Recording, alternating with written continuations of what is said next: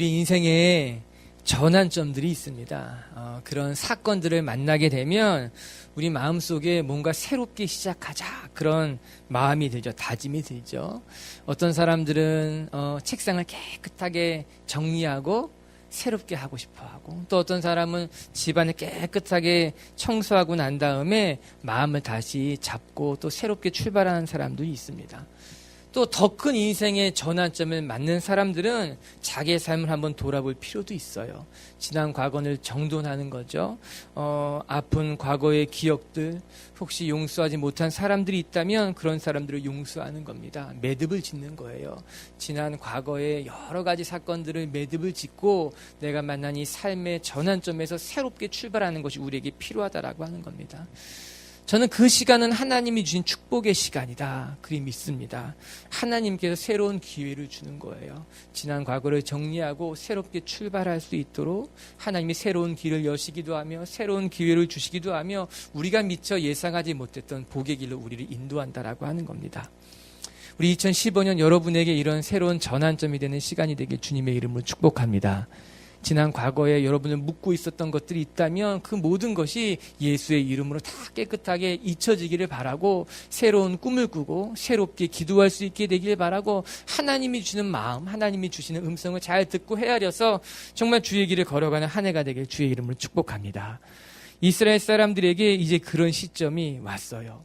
광야 40년을 잘 정리하고 새롭게 약속의 땅에 들어갈 준비를 해야 되는 시점이 이르렀다라고 하는 겁니다. 우리가 오늘 읽고 있는 민수기 26장은 민수기입니다. 신명기가 아니라 이 민수기 26장은 민수기의 전환점이 되는 장이라 이야기할 수 있어요. 1장부터 25장까지는 광야 40년을 기록해 놓고 있습니다.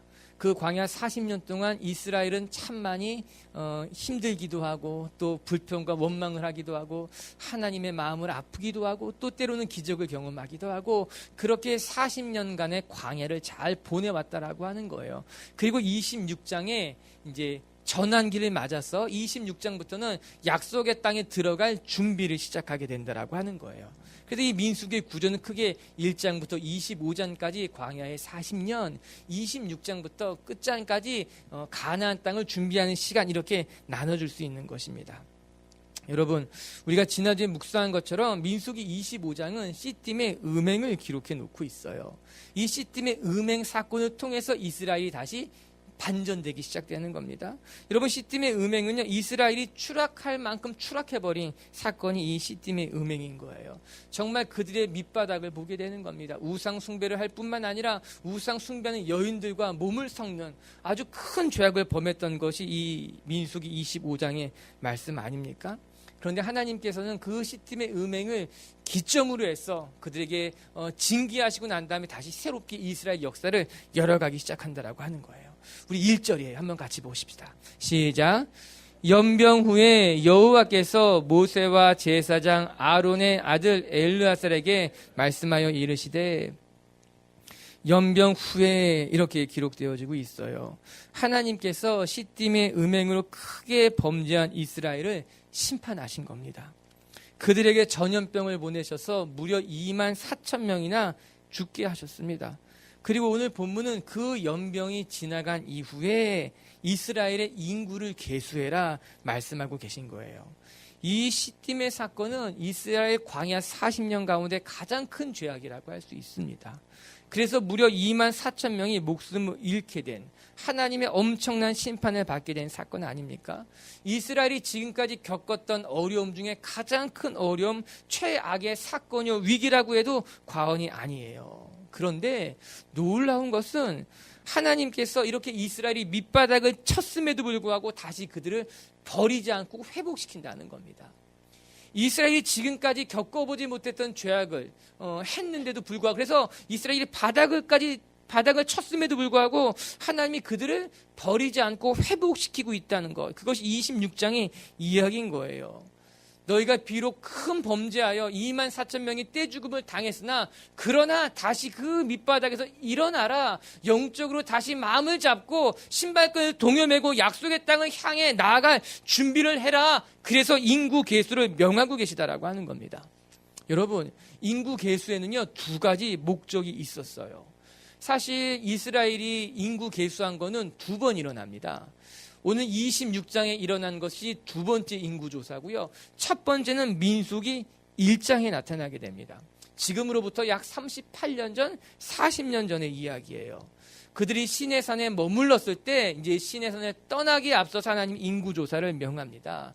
그때 했던 인구조사의 목적은 광야로 나아가기에 앞서서 정비한 거였어요. 우리가 광야로 나가면 어떻게 진을 짜야 되며 어떻게 행군하는 것이 좋다, 어떻게 우리가 하나님의 말씀에 순종해야 될지, 광야 40년을 어떻게 시작해야 될지 그거 알려주기 위해서 하나님이 인구 계수를 시켰어요. 조사라고 말씀하신 겁니다.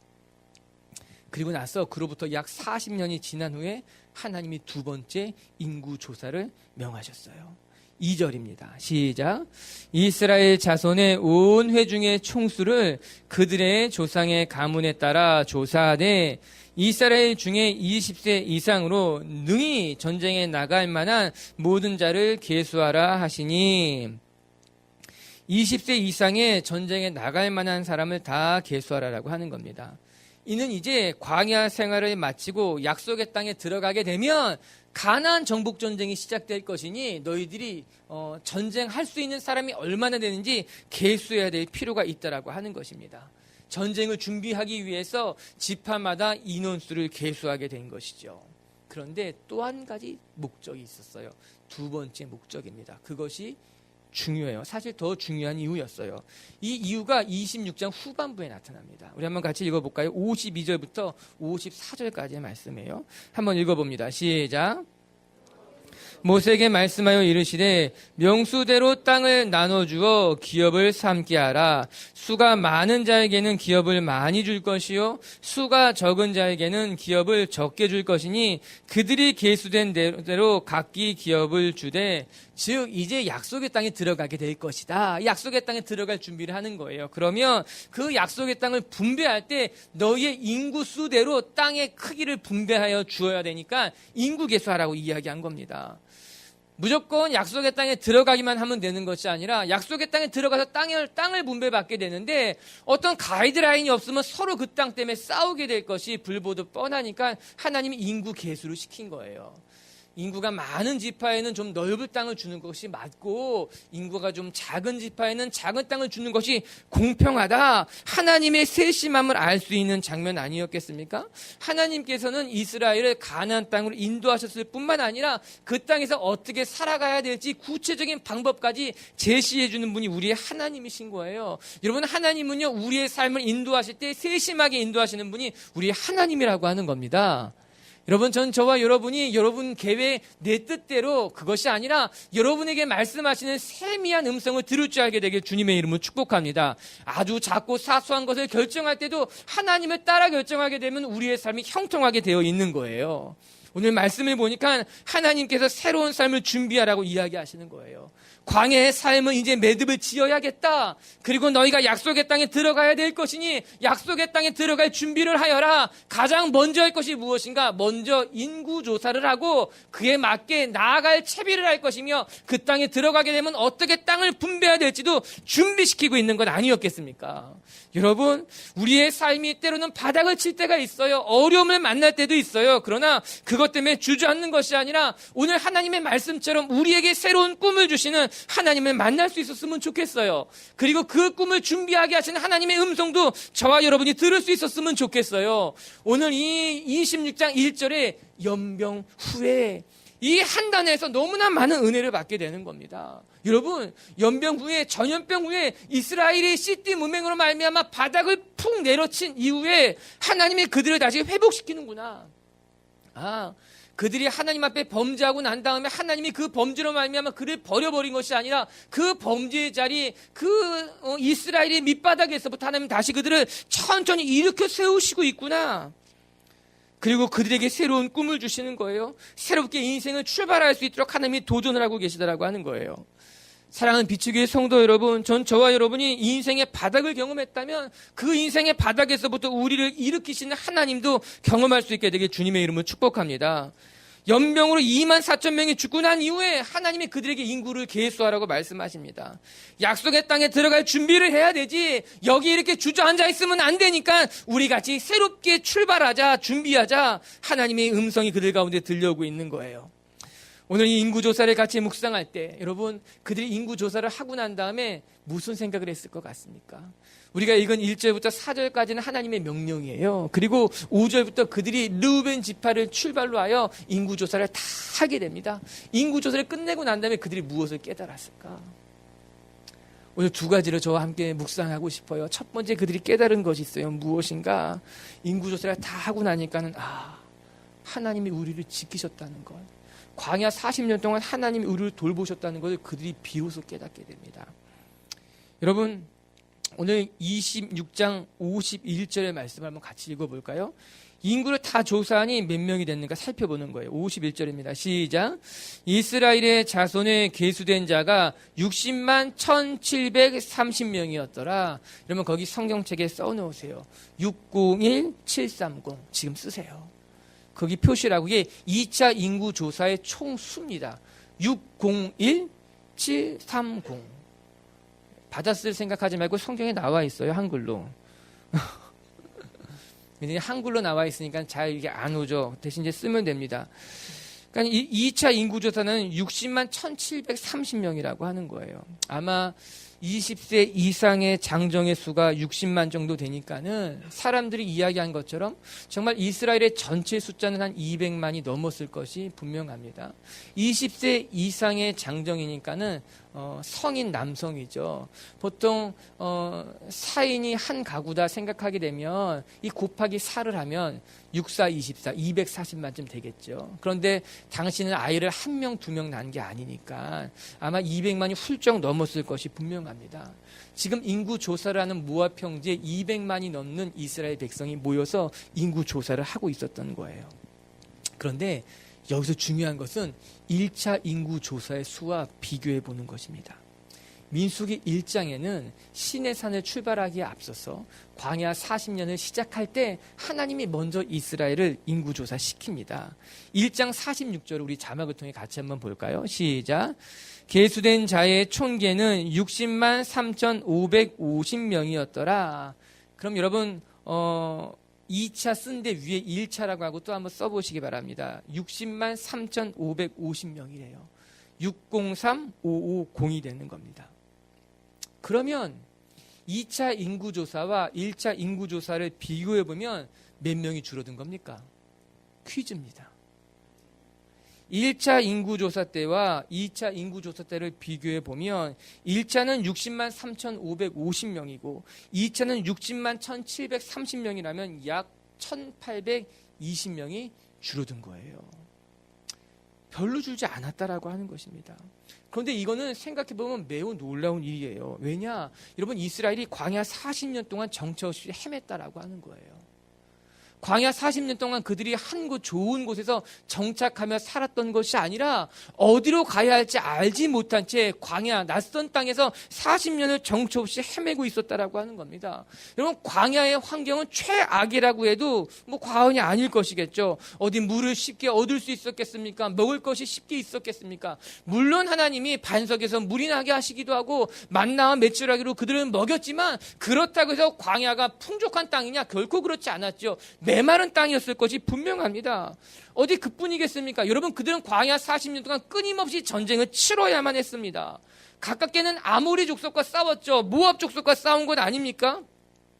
광야에서 수없이 많은 위기와 고초를 당했음에도 불구하고 40년 동안 그들의 인구가 줄지 않았다라고 하는 거예요. 이게 놀라운 일이죠. 여러분, 전쟁을 한번 치고 나면요, 인구가 급감하는 것이 일반적인 일이에요. 여러분, 패한 나라는요, 전멸하게 됩니다. 모든 사람이 다 죽습니다. 아니, 그 전쟁에서 이겼다 하더라도 많은 사람이 죽어나갈 수밖에 없는 것이 전쟁인 거예요. 여러분, 그 당시의 전쟁은 지금과 같은 과학전 그런 게 아닙니다.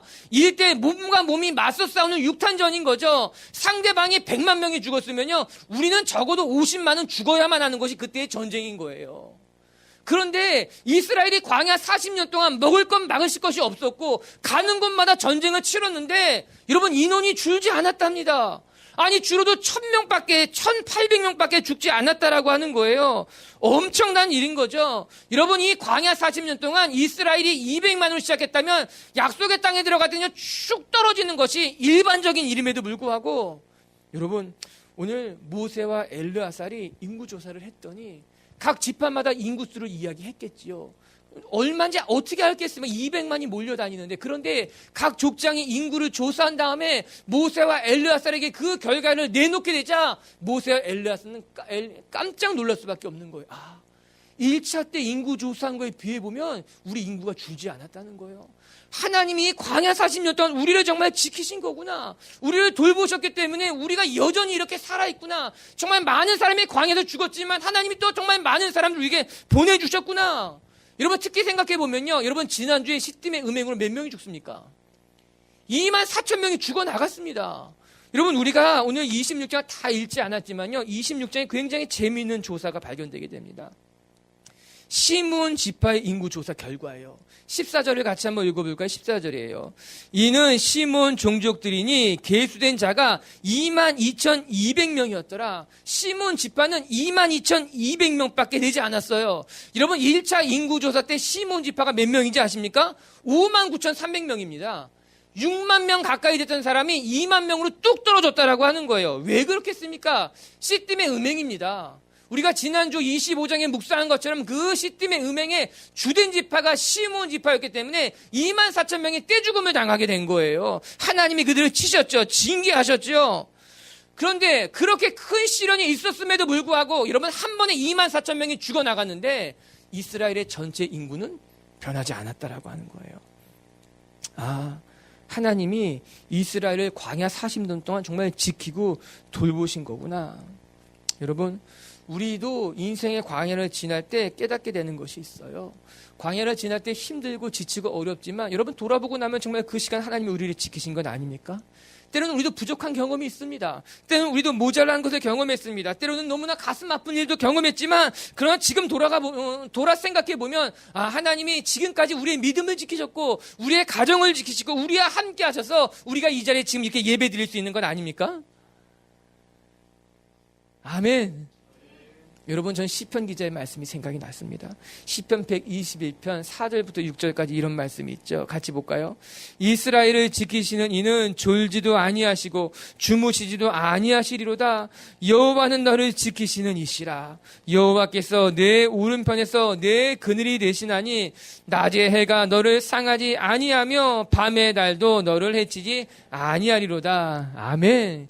여러분 밤의 달도 너를 해치지 아니하리로다. 더 정확히 말하면 밤의 달도 너를 해치지 못할 것이라는 거예요. 하나님이 오른편에서 너를 지키기 때문에 낮에 해도 밤에 달도 너를 해치지 못할 것이다. 내가 너를 그렇게 지키는 자가 될 것이다. 광야 40년 동안 하나님이 그렇게 이스라엘을 지키신 겁니다. 전 예수님의 말씀도 생각이 났어요. 예수님이 뭐라고 말씀하는지 아십니까? 누가복음 21장의 말씀에 한번 읽어봅니다. 또 너희가 내 이름으로 말미암아 모든 사람에게 미움을 받을 것이나 여러분 때로 우리가 사람들에게 미움을 받을 때가 있어요. 때로는 저주를 받을 때도 있어요. 따돌림을 당할 때도 있어요. 그러나 걱정하지 마세요. 사람이 우리를 미워하고 때로는 내가 공경에 처한다 할지라도 뒤에 뭐라고 나옵니까? 시작. 너희 머리털 하나도 상하지 아니하리라. 아멘. 우리가 사람들에게 미움을 당해도요, 사람들이 아무리 우리를 헤아려 한다 할지라도요, 하나님은 하나님의 백성을 지키는데 머리털 하나 상하지 못하도록 예수님이 친히 내가 너를 지키겠다고 말씀하는 건 아닙니까? 할렐루야. 여러분 하나님이 우리에게 약속하시는 거죠. 세상이 너를 넘어뜨리려 하나 세상이 너를 해하려 하나 세상은 너를 해하지 못할 것이다. 세상은 너를 상하려 하나 나는 너의 머리털 하나 상하지 않도록 내가 너를 지킬 것이라고 하나님이 약속하고 계신 겁니다. 여러분 이스라엘은 최대의 위기 시딤의 음행으로 24,000명이 죽어나가는 이 큰 공경을 맞이했지만 그래서 그의 삶의 가장 밑바닥까지 추락했을지 모르지만 하나님이 그 밑바닥에서 이스라엘을 다시 새롭게 살리고 계시는 거예요. 새롭게 창조하고 계시는 거예요. 그들을 다시 한번 이렇게 세우고 있는 건 아니겠습니까? 맞습니다. 모세와 엘르아살이 깨닫게 된 것처럼 오늘 저와 여러분도 깨닫게 될 줄로 믿습니다. 하나님은 우리를 지키시는 자다. 돌보시는 자다. 어떠한 어려움이 있어도 하나님이 우리를 새롭게 만드실 줄로 믿습니다. 아멘. 또 한 가지 우리가 묵상할 것이 있어요. 그것은 무엇인가?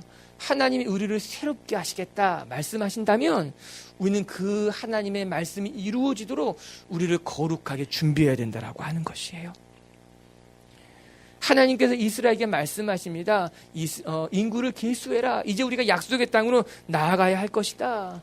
그때 이스라엘에게 필요한 것은 무엇이었는가? 그 하나님의 말씀을 받을 만한 그릇으로 준비되는 것이 필요했죠.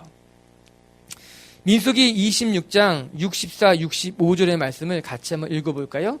26장의 맨 마지막 절 말씀이 어떻게 끝맺고 있는가라고 하는 거예요. 한번 봅시다. 시작. 모세와 제사장 아론이 시내 광야에서 계수한 이스라엘 자손은 이는 여호와께서 그들에게 대하여 말씀하시기를 그들이 반드시 광야에서 죽으리라 하셨습니다. 이러므로 여분네 아들 갈렙과 눈의 아들 여호수아 외에는 한 사람도 남지 아니하였더라. 이게 무슨 말인가? 첫 번째 인구조사에서 계수된 사람들 가운데 두 번째 인구조사 때 함께 오버랩 때는 남아있는 사람들은 갈렙과 여호수아를 제외하고서는 아무도 없었다라고 하는 거예요. 물론 모세는 그 가운데 있었을지 모르지만 모세는 우리가 아는 것처럼 약속의 땅에 들어가지 못합니다. 오직 갈렙과 여호수아만이 약속의 땅에 들어간 것 아닙니까? 그리고 나머지 모든 사람들은 광야에서 태어난 사람들만이 약속의 땅에 들어갈 수 있었다라고 하는 거예요. 이는 38년 전 가데스에서 하나님을 반역한 결과로 우리가 이미 묵상했습니다. 하나님의 말씀에 순종한 갈렙과 여호수아만이 약속의 땅에 들어갈 수 있었어요. 그리고 하나님의 말씀을 순종하지 못했던, 하나님을 신뢰하지 못했던 사람들은 다 광야에서 죽을 수밖에 없었던 겁니다. 그들은 하나님을 불신했기 때문에, 하나님의 약속을 신뢰하지 못했기 때문에 하나님께서는 그들을 광야에서 사라지게 하시고 광야에서 태어난 새로운 세대에게 가나안 약속의 땅을 허락하고 계신 거죠. 여러분, 이스라엘은 이렇게 세대 교체가 된 거예요. 출애굽 1세대는 광야에서 죽었습니다. 여러분, 그들은 종의 근성을 가진 사람들이었어요. 노예의 신분이었어요. 그들은 언제나 광야에서 불평과 원망을 일삼았던 사람들이에요. 조금만 어려우면 다시 애굽으로 돌아가야 된다고 이야기했던 사람들이 그 광야에서 죽었던 사람들이 아니었겠습니까? 그런데 하나님께서는 누구를 약속의 땅에 들어가게 하시는가? 출애굽 1세대가 아니라 광야에서 태어난 사람들, 즉 불평과 원망으로 가득 찼던 사람들은 광야에서 죽을 수밖에 없었고 새롭게 깨끗한 백성으로, 거룩한 백성으로 하나님을 온전히 순종하는 백성들로서 약속의 땅을 허락하고 계신 건 아니었겠습니까? 사랑하는 성도 여러분, 전 저와 여러분이 하나님의 새로운 계획, 하나님의 새로운 창조를 이어받을 만한 거룩한 백성이 되기를 주님의 이름으로 축복합니다.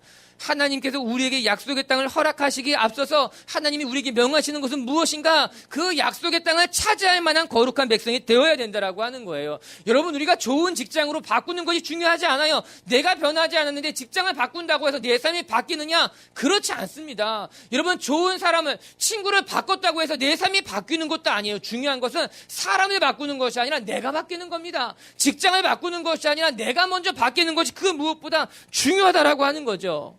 하나님께서 바다까지 추락한 이스라엘을 다시 일으켜 세우면서 그들에게 새로운 꿈을 주시고 다시 인구수를 계수해라, 약속의 땅에 들어가야 말씀하실 때 하신 이유는 무엇인가? 너희들이 이전과 다른 새로운 존재가 되어야 된다고 이야기하는 겁니다. 새로운 땅이 중요한 것이 아니라 그 땅에 들어갈 만한 사람이 되는 것이 중요하다라고 하는 거예요. 시딤의 음행에 24,000명은 그 땅에 들어갈 만한 사람이 되지 못한 거예요. 그들은 음행으로 가득 찼어요. 하나님을 섬기기보다는 바알을 섬기기에 기뻐했던 사람들이었기 때문에 그들은 광야에서 죽을 수밖에 없었던 거죠. 여러분, 우리가 기억해야만 됩니다. 하나님이 우리를 새롭게 부르실 때는 우리는 우리의 몸도 마음도 새로워야 될 거예요.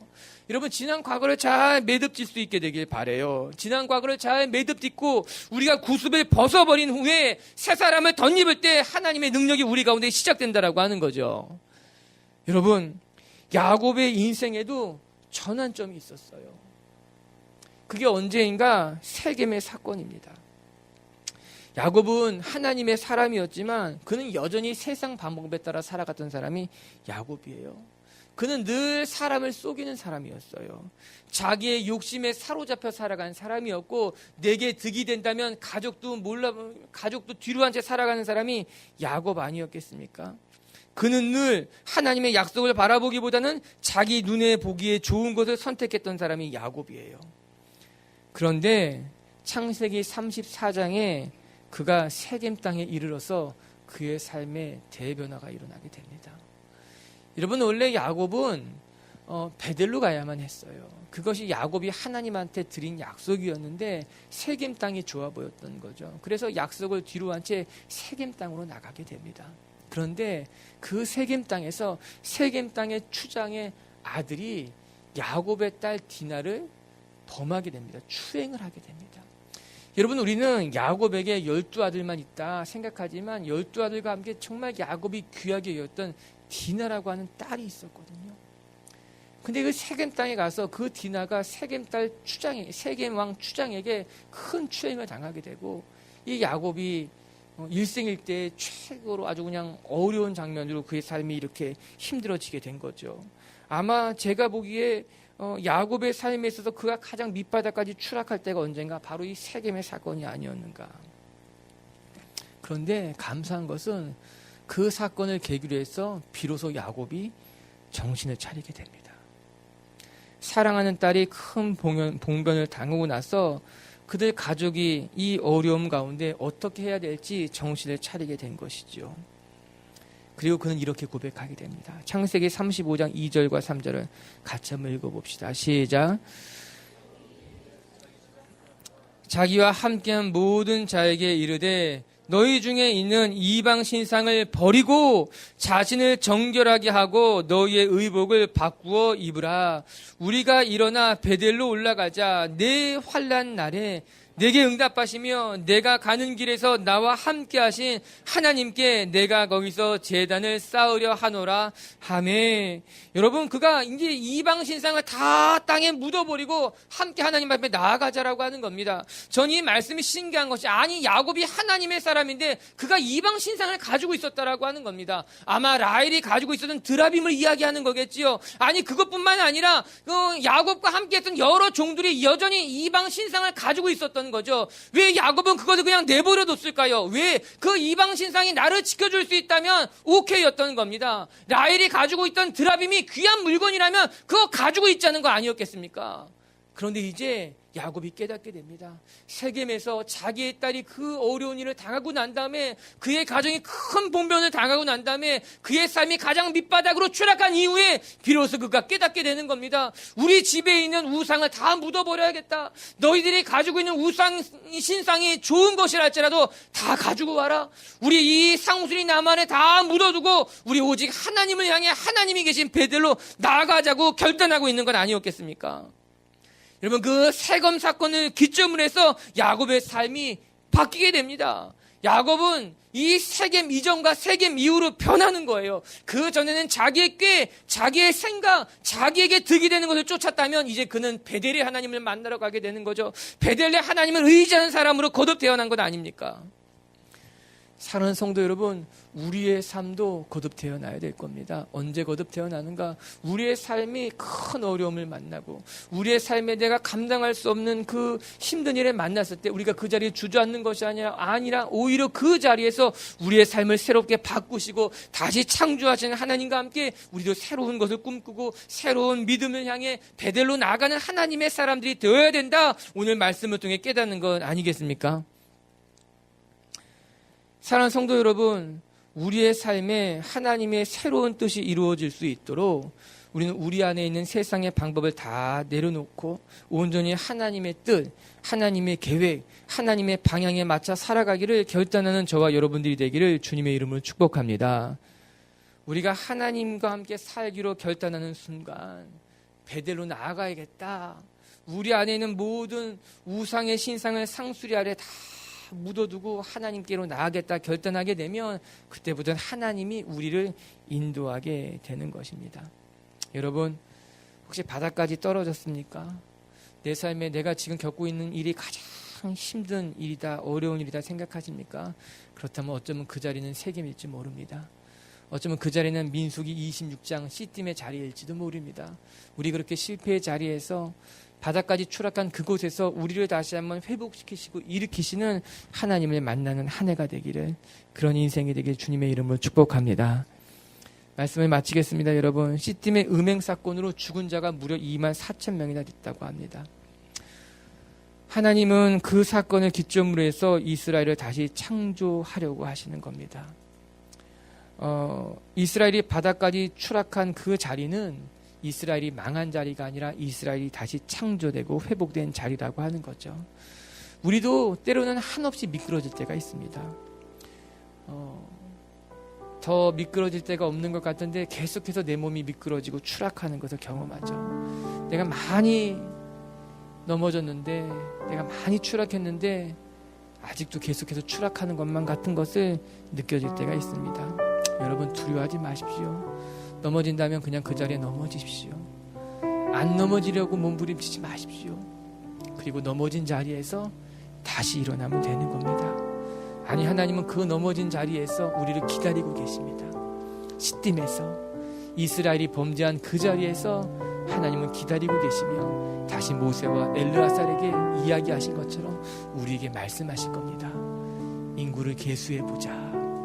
우리가 가야 할 곳이 다가왔으니 다시 너의 마음을 정돈하고 너의 믿음을 정돈하고 나와 함께 나아가자 말씀하신다라고 하는 것이죠. 우리 기억하십시다. 첫 번째, 하나님은 우리를 지키시는 분이십니다. 어떤 어려운 상황에서도, 어떤 힘든 일이 있어도 광야 40년 동안 이스라엘을 지키신 것처럼 하나님은 우리를 지키시는 분이시다. 두 번째, 하나님은 우리의 삶을 새롭게 하기 위해서 우리 안에 있는 거짓되고 부패한 것을 다 버리기를 원하십니다.